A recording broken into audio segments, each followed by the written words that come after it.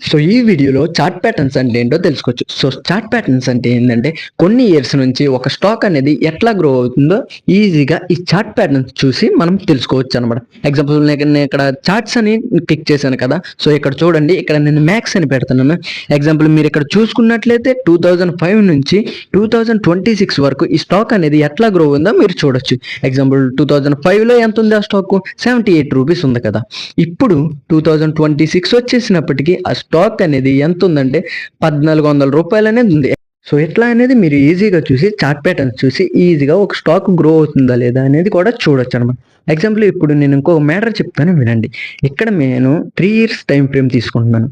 So ఇక్కడ swing trading చేసే వాళ్ళకైతే చాలా యూజ్ అవుతుంది. ఇక్కడ మీరు చూసుకున్నట్లయితే ఈ మూవింగ్ యావరేజెస్ అనేవి ఉన్నాయి కదా కింద.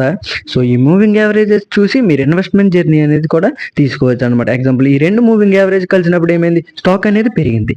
అండ్ ఇంకొక విషయం చూడండి, మళ్ళీ ఇక్కడ ఈ మూవింగ్ యావరేజ్ అనేవి టచ్ అయ్యాయి అండ్ మళ్ళీ స్టాక్ అనేది పడ్డదనమాట. సో ఇట్లా కూడా మీరు కొన్ని నెలల పాటు ఒక స్టాక్ అనేది ఎంట్రీ తీసుకోవచ్చు అండ్ ఎగ్జిట్ కూడా తీసుకోవచ్చు అనమాట. సో నెక్స్ట్ వీడియోలో వీటి గురించి ఎక్స్ప్లెయిన్ చేస్తాను.